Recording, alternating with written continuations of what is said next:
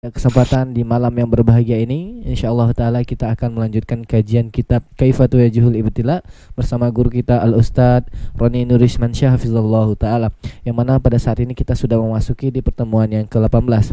Alhamdulillah, tidak terasa sudah di ujung-ujung kajian, ataupun insyaallah taala sebentar lagi kita akan bertemu dengan bulan suci Ramadan.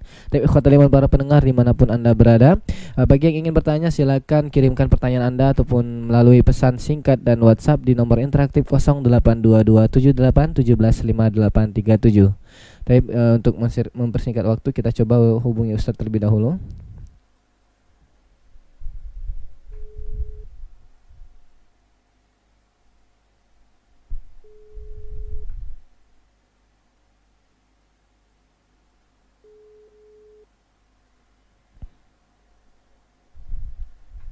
Assalamualaikum Ustaz.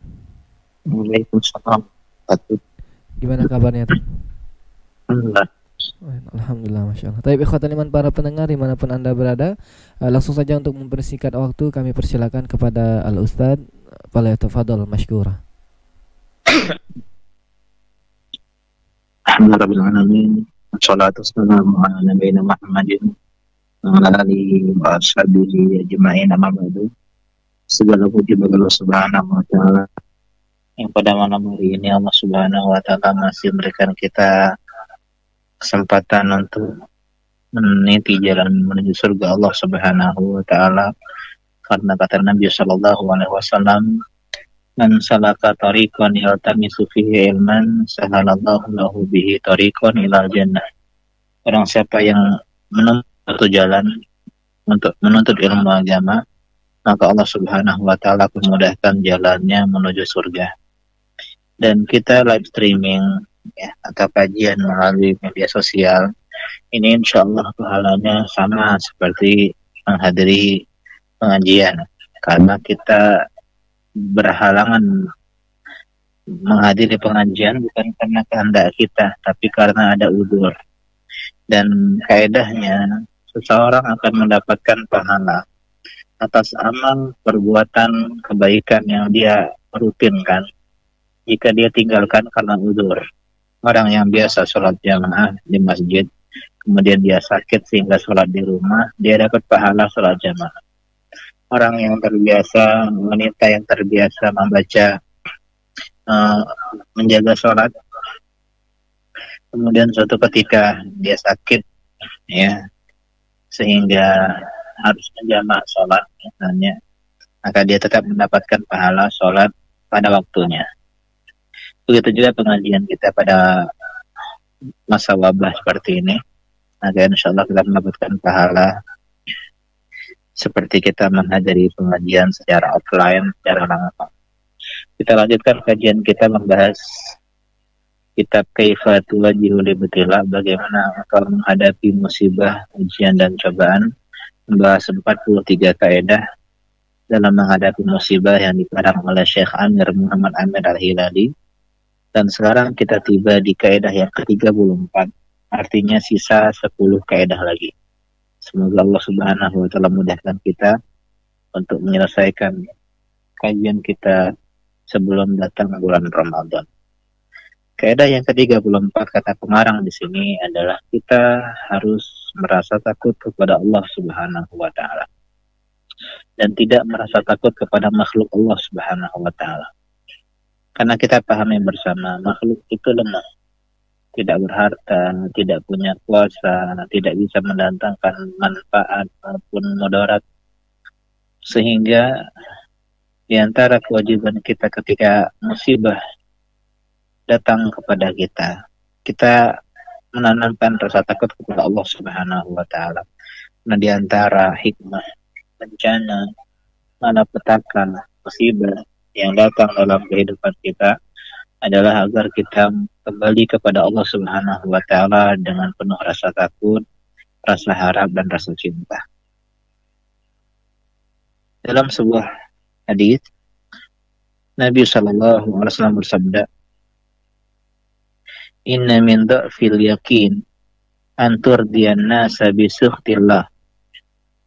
Di antara tanda lemahnya keyakinan tentang Allah Subhanahu wa taala adalah ketika engkau membuat manusia ridho dengan mendatangkan murka Allah Subhanahu wa taala. Dia korbankan murka Allah Subhanahu wa taala untuk mendatangkan ridho manusia. Wa antahmadahum ala rizqillah. Yang kedua, engkau memuji dan menyanjung manusia atas karunia Allah Subhanahu wa taala yang kita dapatkan melalui mereka. Dan yang ketiga, wa antazummahum ala ma lam yu'tika Allah. Engkau mencela mereka atas apa yang Allah tidak berikan kepadamu. Jadi kita mencela manusia karena rezeki yang Allah berikan kepada mereka yang Allah tidak berikan kepada kita. Tiga hal ini adalah tanda lemahnya keyakinan dan iman kita. Inna rizqallah la yajurruhu hirsul haris wa la yarudduhu kurhu karih. Dan rezeki Allah Subhanahu wa taala itu tidak bisa ditarik dengan semangatnya orang yang semangat, tamaknya orang yang tamak, dan tidak juga bisa ditolak karena kebencian orang yang benci. Hadis ini riwayat Al-Baihaqi dalam Syu'abul Iman, hanya saja dilemahkan oleh para ulama di antaranya Syalbani rahimahullah ta'ala. Dan ada hadis yang sahih yang beberapa kali di awal pengajian kita membahas kitab ini sering kita sebutkan, yaitu kata Nabi SAW, man yaltamasa ridallahi bi sakhatin nas radhiyallahu anhu wa arda anhu nas. Siapa yang mencari ridha Allah dengan menyebabkan datangnya murka dan amarah manusia, maka Allah akan meridainya dan membuat orang-orang manusia pun ridho kepadanya. Waman yaltamasa ridhan nas bi sakhatillah. Tapi sebaliknya, siapa yang mencari ridho manusia dengan mendatangkan kemurkaan Allah Subhanahu wa taala, sakhitallahu alaihi, Allah murka kepadanya, wa askhatu alaihi nas, dan Allah menjadikan manusia pun murka dan marah kepadanya. Hadis Ibnu Hibban dan Tirmidzi. Jadi di antara kaidah yang harus kita paham bersama bahwasanya kita harus merasa takut kepada Allah Subhanahu wa taala. Takut ini adalah bagian dari ibadah. Bahkan rukun di antara 3 rukun ibadah, cinta, harap, dan takut. Maka takutlah kepada Allah dalam keadaan sepi maupun ramai. Insya Allah akan menjadikan hati kita menjadi kaya, mencukupi kemauan kita. Kita perbaiki hubungan kita dengan Allah Subhanahu wa taala, maka Allah akan perbaiki hubungan kita dengan manusia. Jangan kita mengira orang-orang sibuk memperhatikan diri kita, tidak. Ya, tapi mereka kadang punya kemauan, kadang punya kesibukan, ya. Karena itulah kita harus fokus kepada Allah Subhanahu wa taala. Jadi jangan takut pada manusia, karena mereka adalah makhluk yang lemah. Kemudian poin selanjutnya yang ke-35 adalah kita harus mengenal Allah ketika kita dalam keadaan lapang, dalam keadaan senang dan bahagia, agar Allah mengenal kita ketika kita dalam keadaan sempit dan sengsara. Jadi bagaimana kita biar ketika musibah menimpa kita segera hilang musibah tersebut atau kita kuat menghadapinya? Tipsnya adalah kita sebelum musibah datang adalah orang yang selalu kenal dengan Allah Subhanahu wa taala. Karena ketika musibah datang, ya Allah pun kenal sama kita.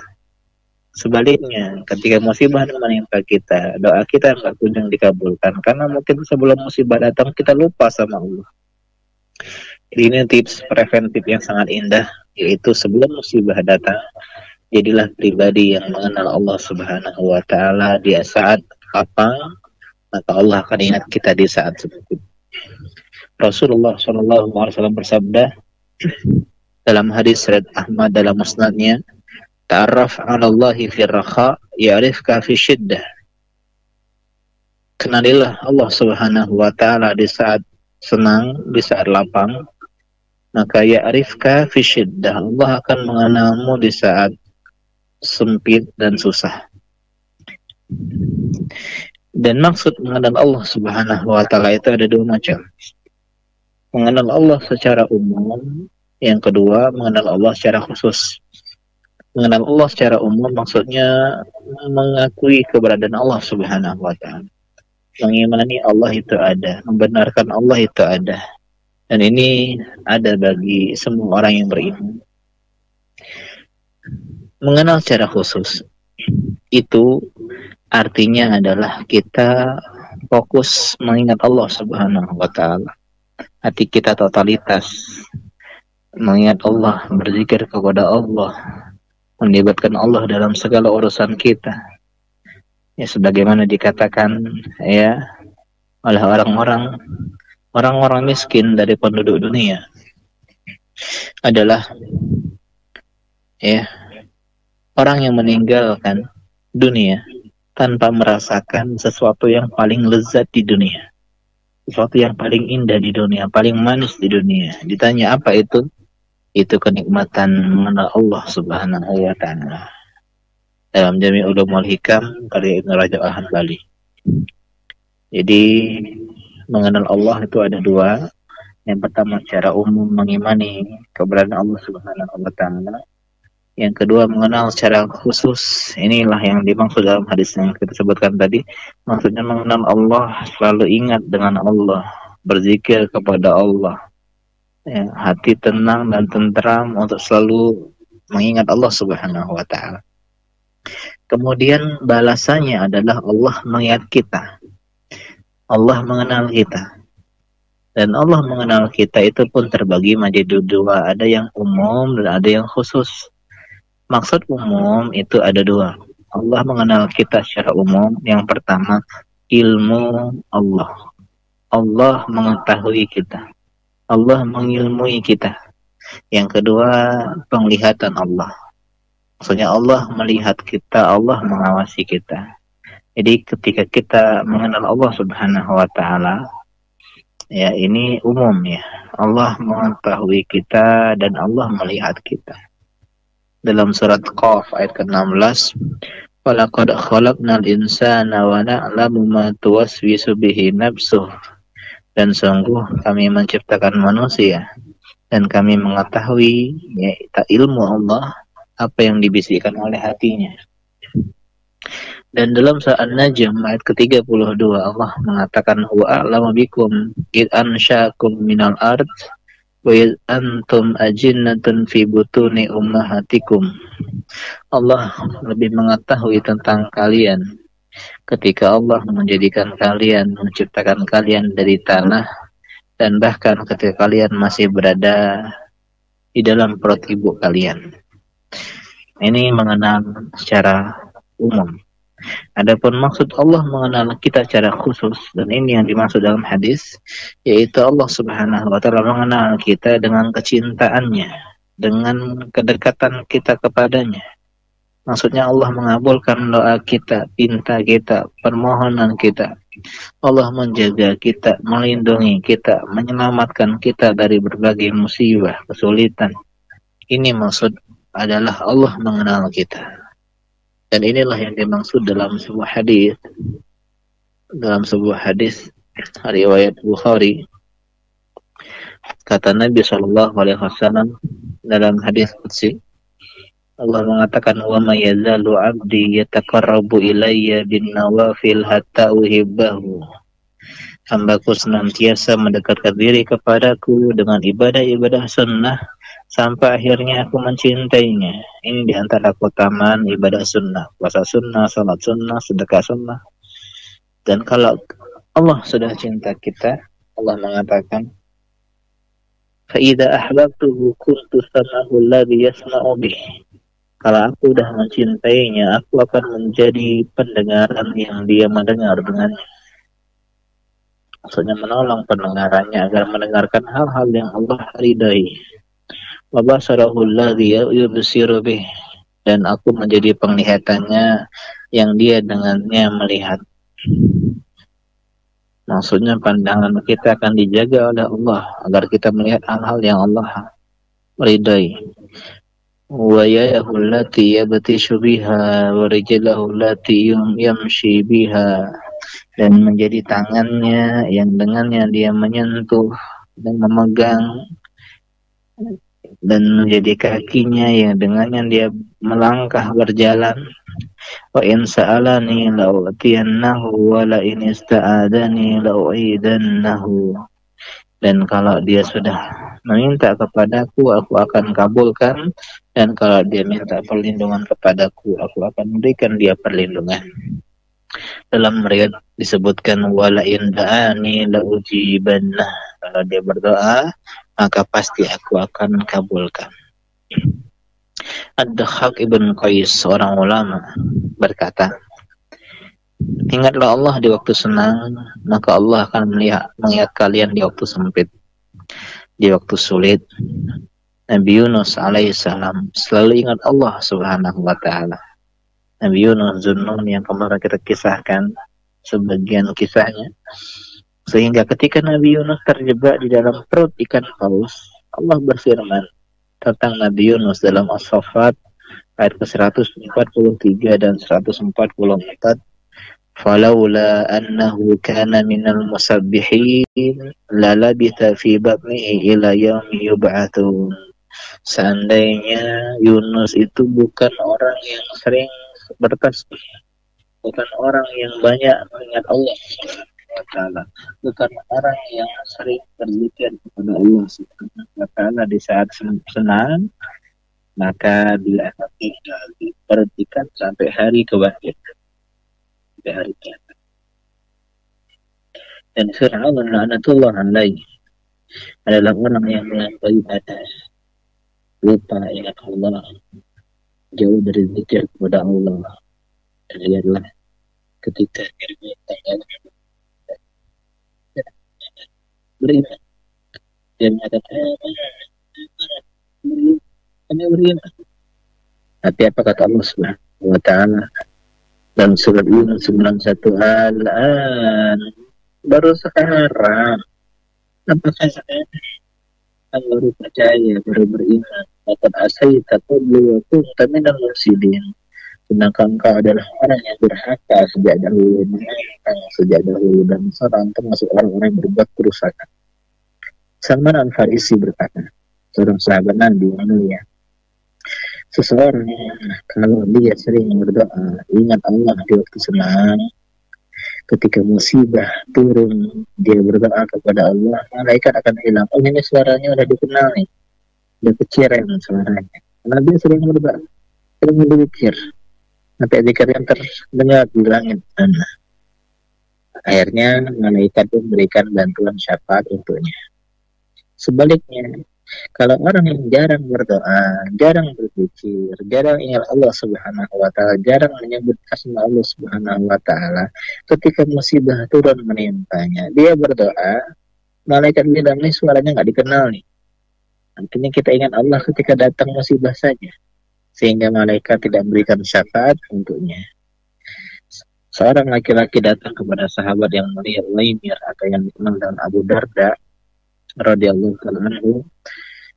Ausini, katanya, berikan aku wasiat. Kata Abu Darda, ingatlah Allah di saat senang, atau Allah akan ingatmu di saat kau susah. Dan lagi-lagi dari Abu Darda, ada hikmah dari kalangan sahabat yang mulia. Dia mengatakan, berdoalah kepada Allah di hari senang, maka Allah akan mengabulkan doamu di saat hari susahmu. Jalan jami ulum al-hikam. Jadi penting kita untuk mengenal Allah Subhanahu wa ta'ala sebelum musibah itu datang, sehingga ketika musibah itu datang, maka Allah pun akan kenal dengan kita. Kemudian yang ke-36, faedah yang ketiga, malam hari ini kita harus membaca kisah-kisah sejarah para nabi, para rasul, kisah-kisah sejarah para sahabat atau orang-orang yang alim, ulama, para wali Allah Subhanahu wa ta'ala setelah mereka. Ini diantara kiat dalam menghadapi musibah. Karena sebagaimana yang kita pahami, kisah itu adalah junudullah, tentara-tentara Allah Subhanahu wa taala. Sehingga Allah menjadikan sepertiga Al-Qur'an berisi tentang kisah agar kita bisa mengambil pelajaran, ya, bisa menjadi memberi manfaat, meneguhkan hati kita ketika musibah, dan hiburan bagi kita karena ternyata kita nggak sendirian dalam menghadapi musibah yang menimpa kita. Allah berfirman dalam surat Hud ayat ke-120, wa kullan naqussu 'alaika min anba'ir rusul ma nuthabbitu bihi fuadak, dan semua kisah yang kami kisahkan kepadamu, yang kami ceritakan kepadamu dari kisah-kisah para rasul, itu adalah kisah-kisah yang dengannya kami kuatkan hatimu, kami teguhkan jiwamu. Dan di dalam rangkaian cerita-cerita itu ada pelajaran, ibrah bagi orang yang mau mengambil pelajaran.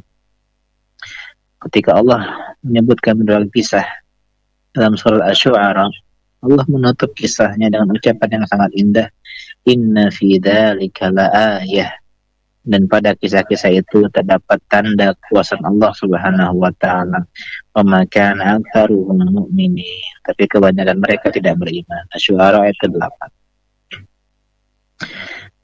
Cerita yang Allah Subhanahu wa taala kisahkan dalam Al-Qur'an itu untuk kita. Allah mengatakan dalam surat Yusuf termasuk surat, ya, yang memuat kisah Nabi Yusuf, yang kata Allah ahsanul qasas, kisah yang paling indah. Di akhir surat Yusuf Allah mengatakan, laqad kana fi qasasihim ibratun liulil albab ma kana haditsan yuftara. Sesungguhnya pada kisah-kisah mereka para nabi itu terdapat pelajaran bagi orang yang berakal. Dan Al-Quran itu bukanlah cerita yang dibuat-buat, bukan dongeng, bukanlah cerita-cerita asatirul awwalin, ya, dongeng orang terdahulu, tapi benar-benar kisah itu pernah terjadi. Kenapa Allah Subhanahu wa taala menyebutkan kisah-kisah kepada kita? Agar kita bisa membandingkan kondisi kita. Ternyata masih banyak menimpa kita ini jauh lebih ringan dan sederhana dibandingkan musibah orang-orang terdahulu. Wabah ini tidak hanya menimpa kita.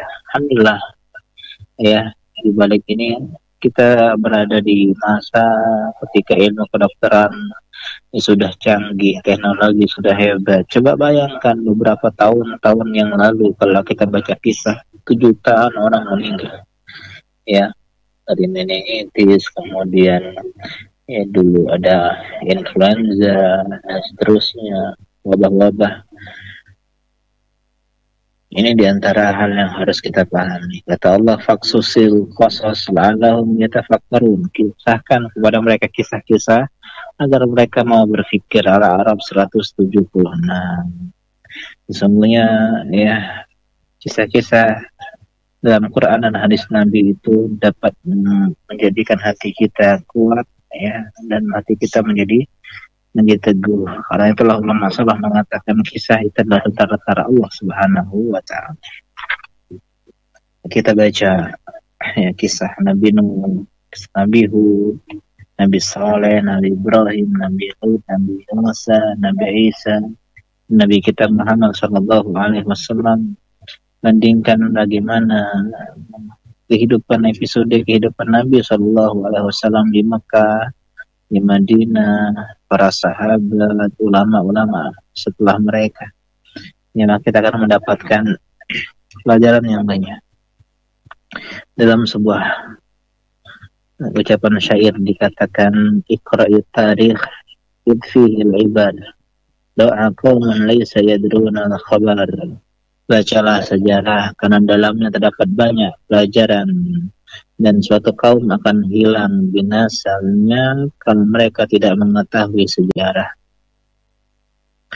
Yang lain juga berkata, wa man hawat tarikh fi sadrihi adafa a'maran ila umri. Siapa yang memandang sejarah hanya di dalam dadanya, maka dia telah menambah banyak umur pada umurnya. Artinya dia, ya, banyak mengisahkan kisah sehingga dia menjadi hidup dengan kisah-kisah tersebut.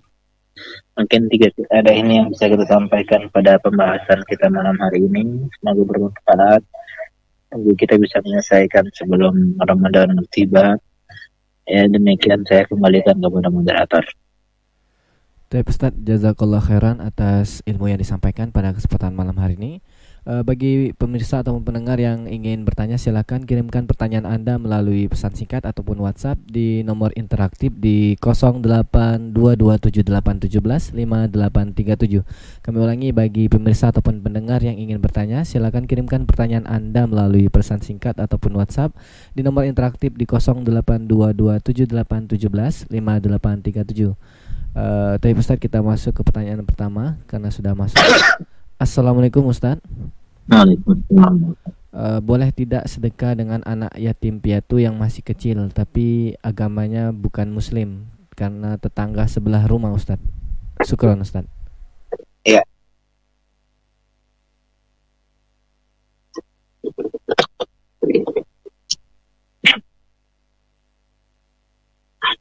Sedekah itu berbeda dengan zakat. Zakat itu hanya diberikan kepada asnaf, golongan-golongan yang berhak menerima zakat, seperti orang fakir, miskin, amal zakat, mu'allaf, orang yang berutang, orang yang dalam perjalanan, budak, dan yang lainnya. Sedangkan sedekah, ya, itu boleh diberikan meskipun kepada orang kafir, apalagi dia tetangga, ya, dia tetangga, sehingga tetangga berhak mendapatkan hak bertetangga. Ibnu Umar pernah menyuruh budaknya untuk memberikan masakan kepada orang Yahudi tetangganya. Artinya boleh yang berbuat baik kepada tetangga meskipun dia kafir. Hanya saja tentu yang lebih utama adalah orang-orang muslim, ya, karena mereka bisa memanfaatkan, ya, harta tersebut. Tapi juga bisa lihat kondisi, mungkin dengan itu menjadi dakwah bagi dia agar dia tertarik ke dalam agama Islam. Allah Ta'ala. Baik Ustaz, syukran atas jawabannya. Kita masuk ke pertanyaan selanjutnya. Assalamualaikum Ustaz. Waalaikumsalam. Bagaimana posisi jamaah perempuan ketika sholat fardu? Kalau imam dan makmum laki-lakinya 2 orang. Syukron Ustaz. Ya,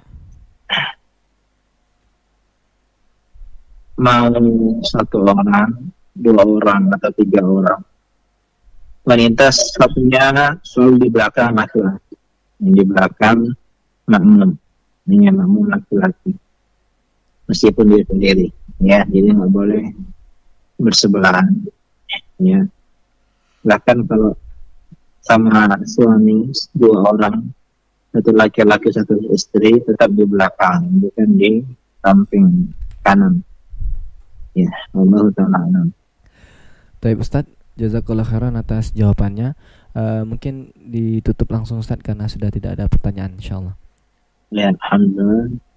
Demikian yang bisa kita sampaikan pada malam hari ini. Semoga bermanfaat menjadi pemberat amal kebaikan kita di hari kiamat kelak.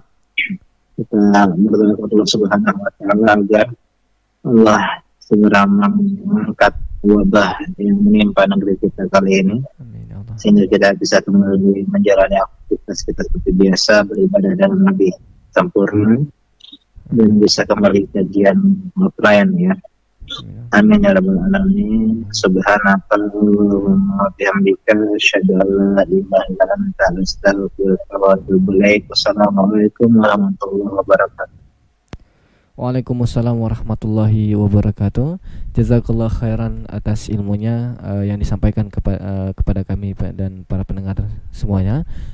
Semoga menjadi manfaat ataupun tambahan wawasan ilmu bagi kami semua, dan semoga Allah Subhanahu wa Ta'ala menjaga Ustadz dan keluarga dan tentunya menjaga kita semua dan khususnya para kaum muslimin dan muslimat dimanapun berada. Baik, ikhwatul iman para pendengar dimanapun anda berada, seperti yang disampaikan Ustadz tadi, insyaallah sebentar lagi kajian ini biiznillah akan diselesaikan sebelum Ramadan. Semoga Allah mudahkan dan semoga kita semua yang telah istiqomah mengikuti kajian dari awal hingga akhir menjadi manusia yang lebih baik lagi tentunya, karena kita ketahui bersama dari beberapa pertemuan, Masya Allah banyak sekali kaedah-kaedah yang kita dapatkan yang telah disampaikan oleh Al-Ustadz Roni Nurisman Syahfizullah Ta'ala, dan Masya Allah kami ucapkan sekali lagi jazakallah khairan wa barakallahu fikum wa barakallahu fik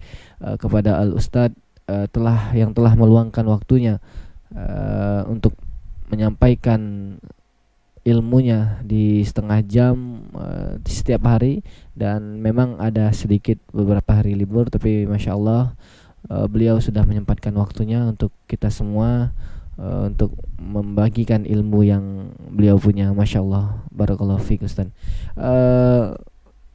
Kami mengajak para pendengar dan ataupun pemirsa yang mendengarkan kajian pada malam hari ini untuk kita semua senantiasa untuk berdoa kepada Allah Subhanahu wa taala agar Allah Subhanahu wa taala mengangkat wabah ini, mengangkat virus ini, dan tentunya kita sudah rindu untuk ke kajian offline yang seperti dikatakan Ustaz tadi. Masya Allah sudah hampir sebulan mungkin kita tidak bertemu di majelis ilmu dan hanya bisa mendengarkan kajian via online atau sebagainya. Ini Masya Allah kita semua rindu tentunya bermajelis bersama guru-guru kita, para asatidz kita yang ada di sini maupun di manapun Ustadz berada. Tapi ikhwatal iman para pendengar dimanapun anda berada, kami ucapkan jazakumullahu khairan wa barakallahu fikum atas perhatiannya pada kesempatan malam hari ini, sudah mau mendengarkan di setengah jam lebih mungkin.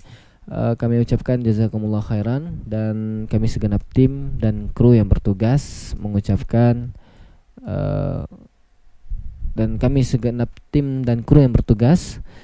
undur diri, dan kita tutup dengan doa kafaratul majelis. Subhanakallahumma wa bihamdika asyhadu an la ilaha anta astaghfiruka wa atubu ilaik. Wassalamualaikum warahmatullahi wabarakatuh.